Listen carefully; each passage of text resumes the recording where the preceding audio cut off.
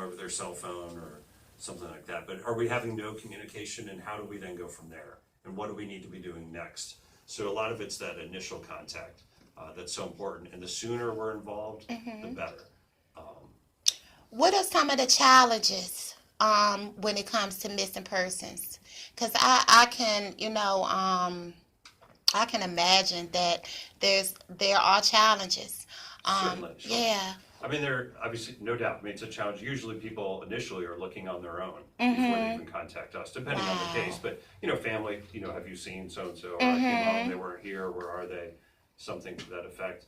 So the initial challenge is, the family has already experienced it, or the reporting person. So then it's, we become involved, and the initial challenges can grow as we get into the investigation. But we need to find out those initial facts, and then every missing person case is kind of unique. You can have a vulnerable adult who has walked off maybe with Alzheimer's disease or something like that, and try to locate them. A search for someone in that situation is going to be much different than someone who left in a vehicle, or a young child who was last seen in the neighborhood, something like that. So finding out that initial information, and then these investigations branch off. But a lot of it comes down to communication, that initial communication, and trying to gather as much information, and the family trying to provide as much information as possible, and then ongoing communication after that with the family, with the police department, with the media. Is this missing person, is there information we can put out on social media and to the regular media that will help us find this missing person? All that stuff, that kind of ongoing communication is important. If some time has now gone by, does it change? Was this an adult who is missing but may have just left on their own and doesn't want any contact with people for a certain period of time? Certainly that happens, and that's one situation. But over time, if there's no contact, does that change this investigation into, does everyone, the family and the police department's concern increase? But we have to have that communication. And also with that, when missing persons come home or they're found by family or friends, that kind of communication is important too, because if if resources are going towards looking for someone that is already back home, but we're not aware of it, it's important to get that information out. I got a quick question for you, because Certainly. in your, you had said if a person is missing, or you haven't heard from a person for a while. Sure. I didn't realize that you could call the police. I mean, if you're just concerned because you haven't heard from a relative in a couple of weeks, you can call the police in situations like that. Absolutely. I mean, there's, which kind of falls into a few different categories. Many times we respond to residents, family maybe out of town will contact us and say, I've been trying to reach a family member, they live at this address, they're not answering their phone, this is very unusual. And the police department will often respond out to, we call it check the welfare calls, where we check to see, if someone is home, are they okay? Maybe they just don't want to answer the phone, but maybe there could be a medical emergency, could be anything going on. So that's a regular occurrence here in Prince George's County, where the police department is contacted by either family local or family that's out of town and is concerned. And that's very important to us to because a lot of our police work is this working with families and communication, and this is a good example of these checking, and that may lead to the fact that someone is missing, or they may just their phone may be broken, or there can be a lot of reasons there may be people at the residence that say no, they're fine, but they left for work and their phone is at home or something like that. Or it could be we may get somewhere and there could be a medical emergency or signs that would indicate some type of crisis for someone, and we need to work with this family to try and locate them. It may be time to list them as a true missing person, and then bring the resources to bear to locate this person. Okay. How do you categorize missing persons? I know some, they have the silver alert, Certainly. critically missing. How are they categorized?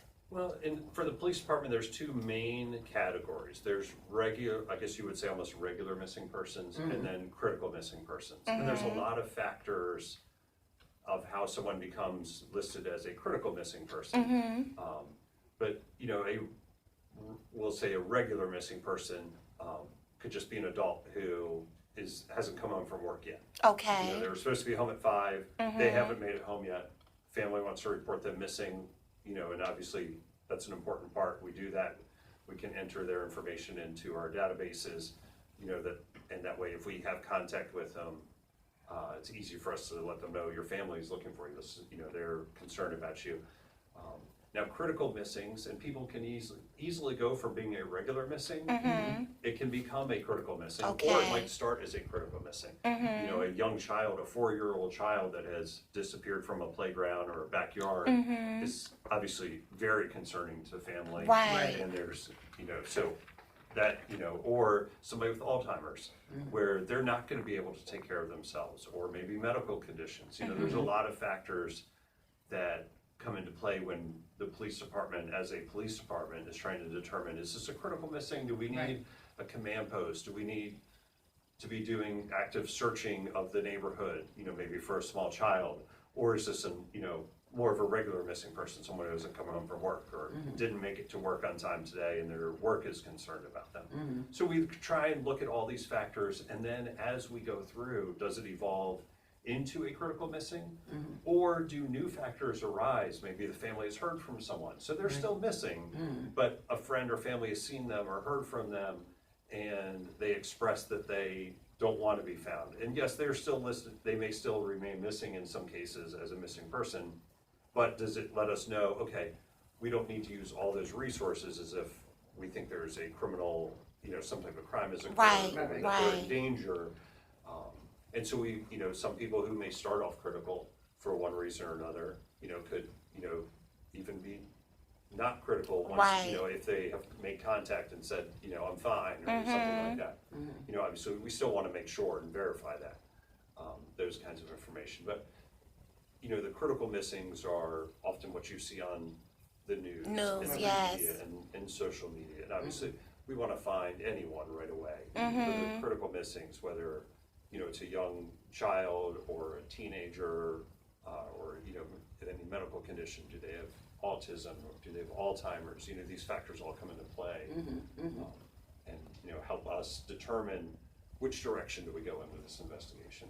Well, I know for me, because I was of the opinion as well, that a person had to be missing for a certain amount of time before we could call the police. So if you could just, you know, police, drive that point home to the absolutely. audience. That's, you know, it's on TV shows all the time. It's in movies. It's not the case. If you feel like someone is missing, and you feel like, you know, obviously it's important to find anyone, but if you feel like this person is missing, there's no time limit. Okay, if you look in, you know, if a small child has disappeared out of the backyard, you don't have to wait 5 minutes. You know, you can call us right away. We will, you know, we are coming, and we are going to make every effort to find this person immediately. There's no waiting for missing persons. And we find that, you know, missing person cases, and, you know, fortunately, most do not involve foul play. But anything involving missing persons, you just don't know which way the investigation will go. And there's information that can be gained quickly that can be very important in any type of case, whether it's a missing person case or whether it's actually a criminal case that appears to be just a missing person case at first, but really there's a crime involved.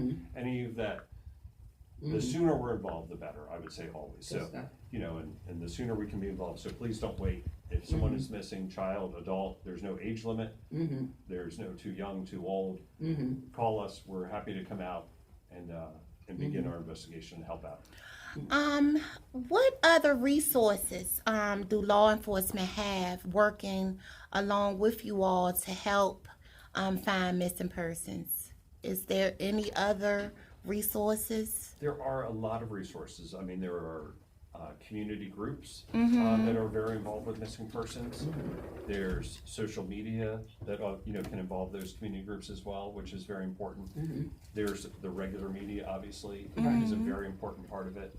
And then there's all different other kinds of components of missing persons. We have search and rescue teams that come out and will do large scale searches with the police department. Many of these teams are volunteer teams, and they will come out.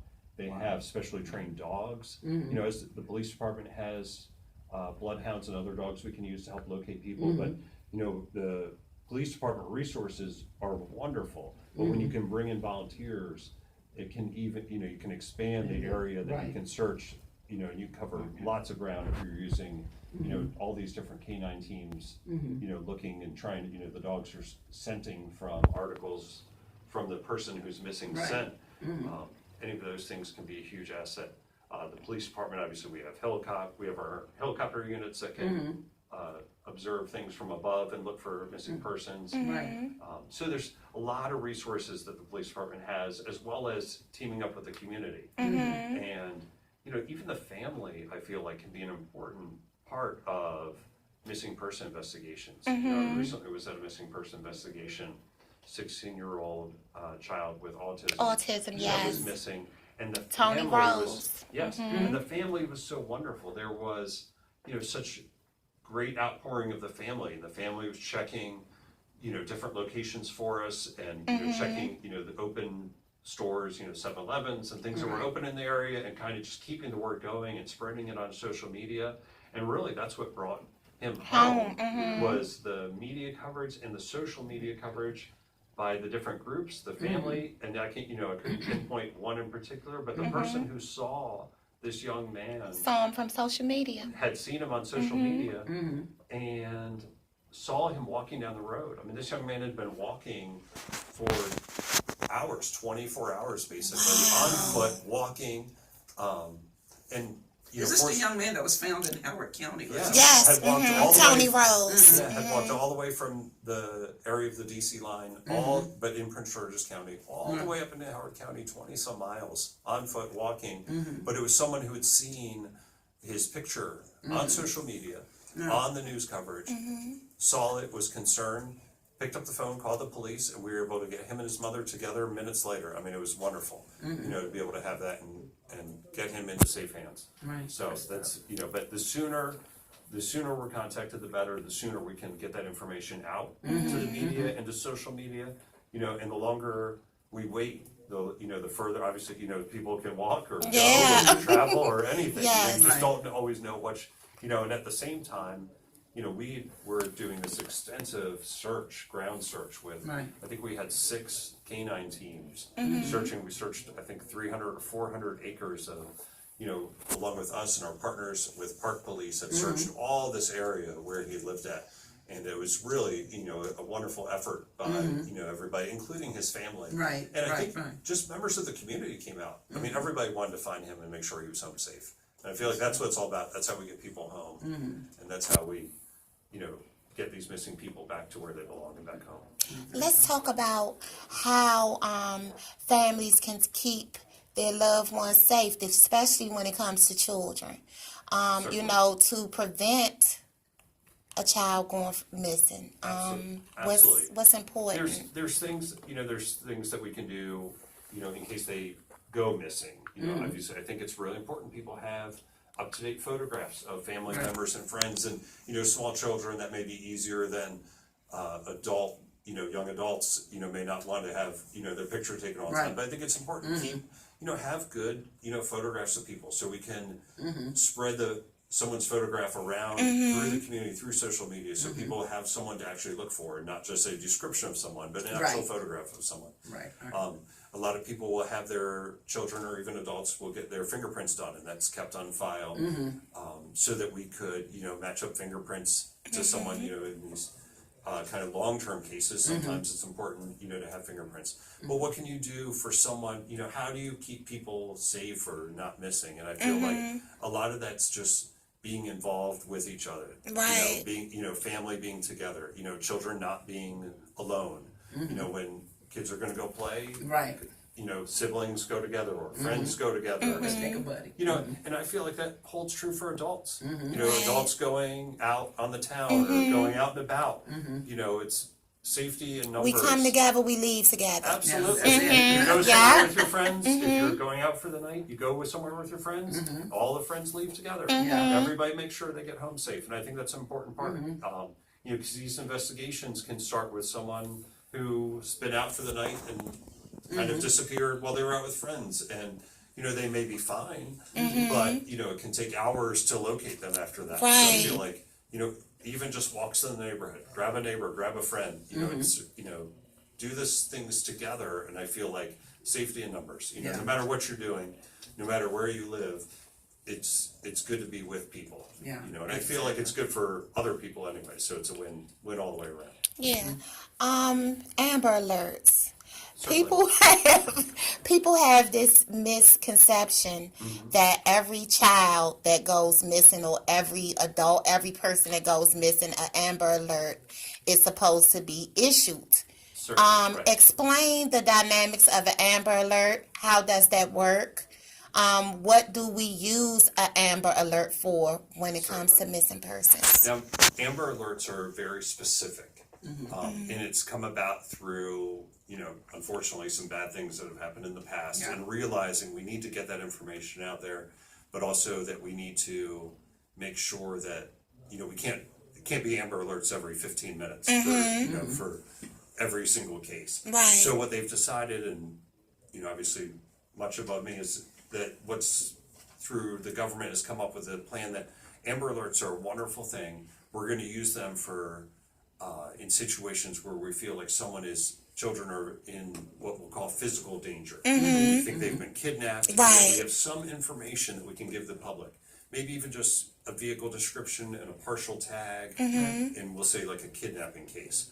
Someone was walking down the street and a vehicle pulled up and grabbed a child. I mean, that child, obviously, in that type of situation, those are, thank goodness, rare. But that type of situation, stranger has abducted someone, I mean, that is it's an emergency almost like none other. I mean, that child is in extreme danger at that point. And so the Amber Alert is put out for a situation like that. Now, obviously, there are lots of missing persons, and, I do feel like if there was an Amber Alert for every missing person, and, for any particular family, it would be a relief to know that. But, if, we kind of, the goal is to keep those to people that we know are in physical danger for some reason. Makes sense. Someone had a weapon, someone, a stranger has abducted, or someone known to the person, but, their behavior or their intentions we feel like are clearly to do harm, then it's important that, obviously we're trying to prevent harm, in a situation like that. So that's where someone's going to fall into an Amber Alert category. And it's, in Maryland, it's done by the state police, or that's who puts out the Amber Alert. You'll see the signs up over the highway. And it's really important. Those are very rare. And when those happen, we just ask everyone in the public to really pay attention to that. Look around. If you're driving, look at the cars around you. If you're in the, wherever you are, if you're walking or driving, check for, keep an eye out for that kind of information. If, you're at a business and you see a car that matches it in the parking lot, call 911. We'd much rather rule it out. We'd much rather be wrong than to miss that lead that would have got to someone who is in true physical danger. Because, it's just so important to us to find those people, obviously, and to find anyone. But, those cases, I mean, every minute, every second counts. And so those are Amber Alerts, and, which is one's part of the spectrum. Another part of the spectrum is Silver Alerts, which is not, that's going to come into play more for an adult, a vulnerable adult who, in a lot of those cases, is traveling, may have a vehicle, but the concern is with certain medical conditions, Alzheimer's and similar dementia type things, they may not know where they're going, and they may be lost, and finding them is also obviously very important, just for their safety. And so that often will come when we have information as far as a vehicle description, a tag number, something like that. You're going to see Silver Alerts put out, and so we're trying to find those people as well, obviously, very quickly. And we have the information that we can relay that's kind of specific. Often family will know, okay, it was this type of car, and this is the tag number, it's registered to them. We can look that up and provide that to people. People, again, please look around when you hear those. Because for the family, that situation is obviously very scary, and getting them home is very important. Okay. We have been having a high number of elderly going missing. Why you think is that, and what? Because I know a lot of them. I had 2 cases out of DC, just the past couple of days.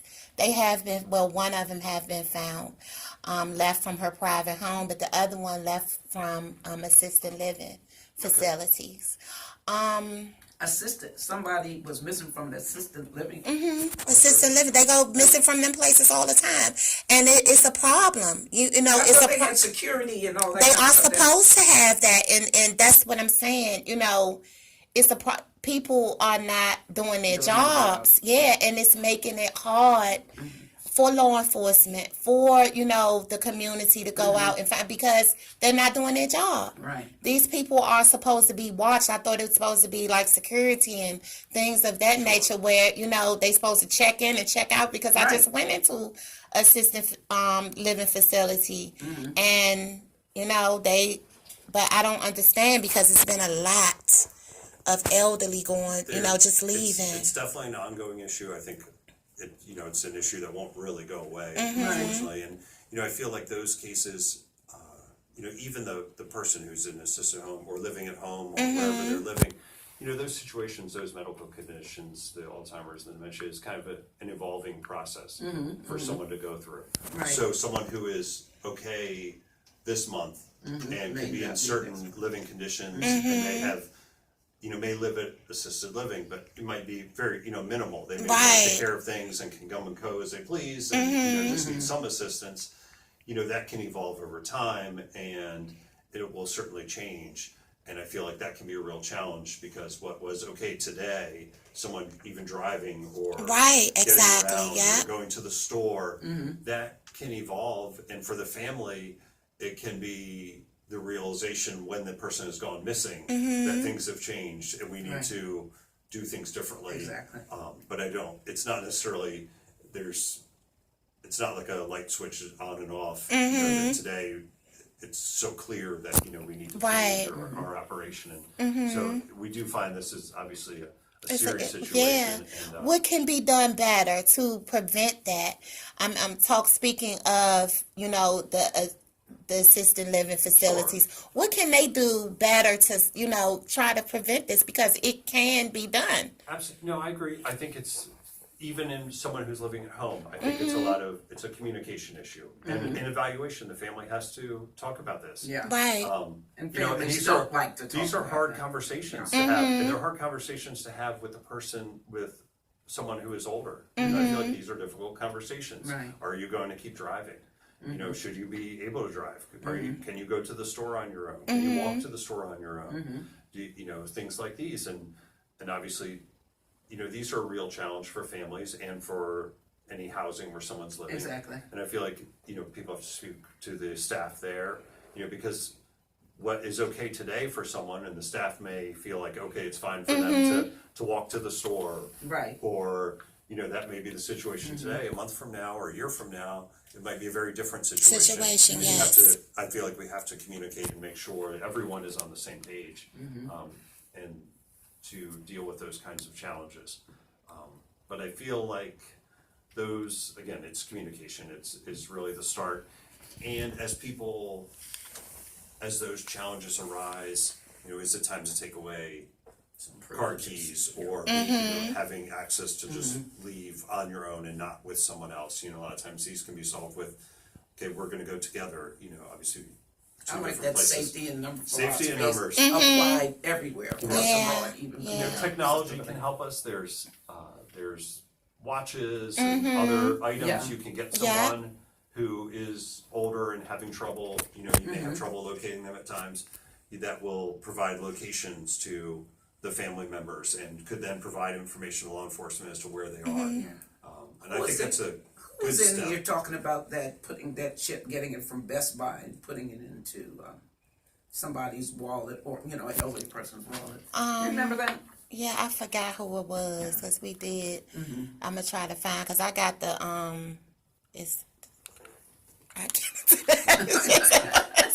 my mind is just right on this right now. You have any questions? No, that just, you know, just popped into my mind. You had talked about, we talked about the other week, that you got the McGruff, the crime dog. Yeah, he's out there now. He's going to come in next and, Oh, that's get wonderful. the. How valuable something like that would be as it relates to missing persons. What's your take on that? The crime safety kits. Oh, right, okay, so I feel like that's, people can even, I think that's a great idea. Like, the more information people can have, I know we have some literature for, as far as parents for, their children, as far as, making sure they're safe, photographs, fingerprinting, such as that. So I know we do that, but I feel like for adults, for vulnerable adults, it's, there's a lot of information that you can gather, either contacting the police department or there's information on the internet as far as trying to increase the safety level for your family as you deal with those issues that come up with someone who's has those type of medical conditions. Right. Well, I'm just going back in my mind's eye. It used to be a time where McGruff or the police department would come into schools, and I know it's voluntary whether parents give up the information, but has that program gone away? No, I mean, we're very involved in the school, maybe even more than ever now. Yeah. So I feel like there's a lot of resources with our officers that spend time in the different schools, all the way from, your elementary school students here, all the way through high school students, have a lot of contact with Prince George's County Police. We're in the schools. We have officers assigned to the schools. They're trained to work with these, with children, and they're trained to work with the families and try and, spread this information. One that, is for a whole variety of topics that, might have years back been covered in 1 hour with a school visit. Now, these children in the Prince George's County schools know their officers at their schools. They know the officers know Thanks them. to community And policing. it's a great relationship between the two, and it's what would have been an hour once a year is now many hours and great involvement between the two there, and I really think So y'all, Prince George's County Police are assigned to schools. Say, for instance, Bowie has its own police force, so Sure. they have Bowie folks assigned and Prince George's, or is that Prince George's just taking the lead on that countywide? So in the public schools, in Prince George's County Public Schools, we definitely partner with all our municipalities. Okay. No doubt. Right. In the city of Bowie and Hyattsville and, and throughout the county, there's lots of municipalities and they do lots of work with us in the schools.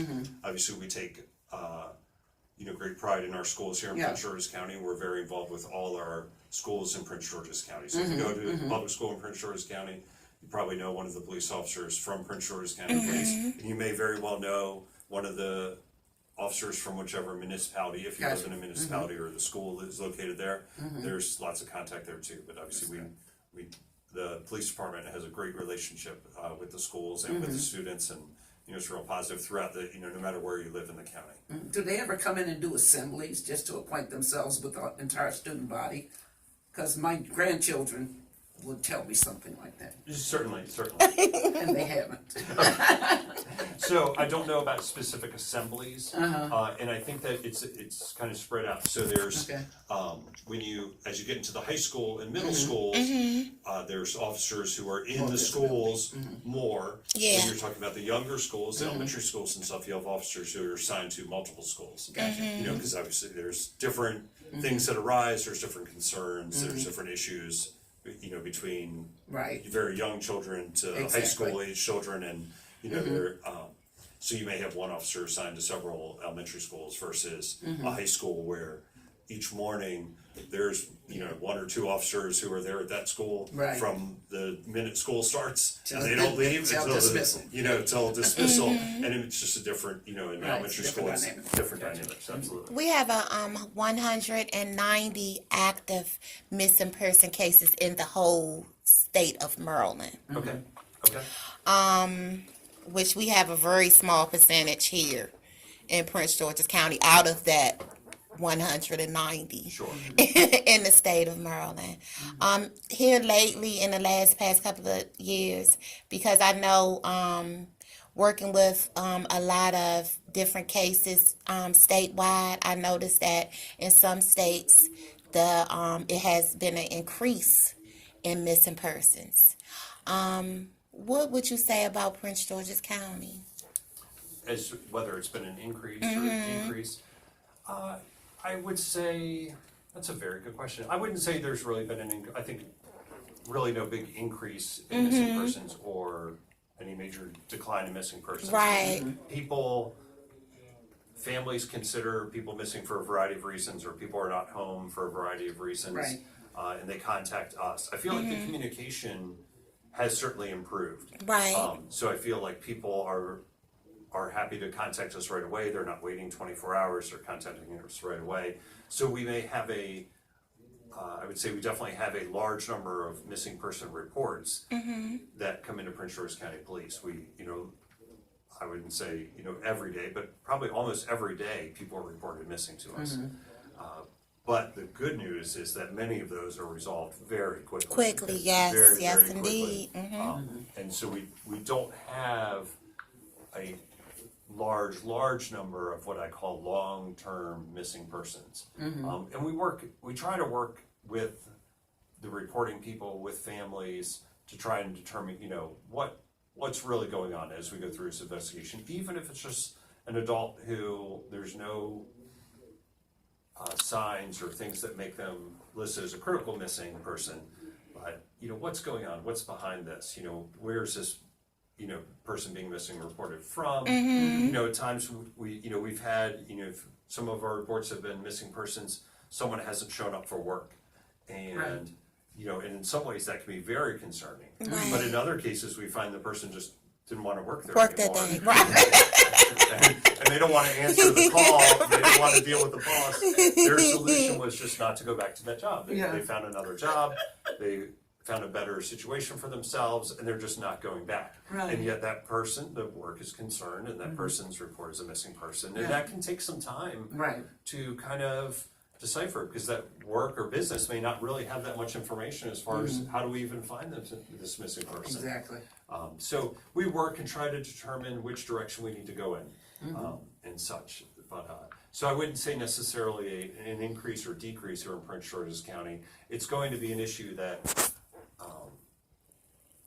will forever be a police department issue. There will always Right. be concern for Yeah. someone who's not home or Right. isn't showing up for work. Right. And the police department's always going to be happy to immediately jump in and assist in finding this person. I mean, that's what we're there for.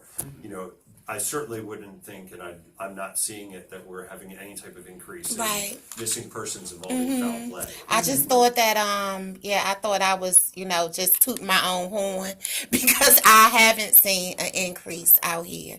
Like I said, I go basically from state to state with numbers. I'm all about the numbers, and I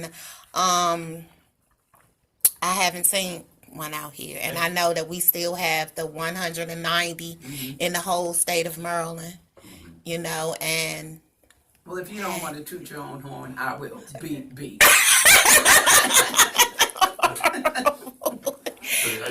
It is good that, I don't feel like we have, obviously, if we feel like there's foul play involved, if someone is missing because of some type of crime that is an abduction, or we think that someone has hurt someone and done something, and that's why the family and friends can't locate this person.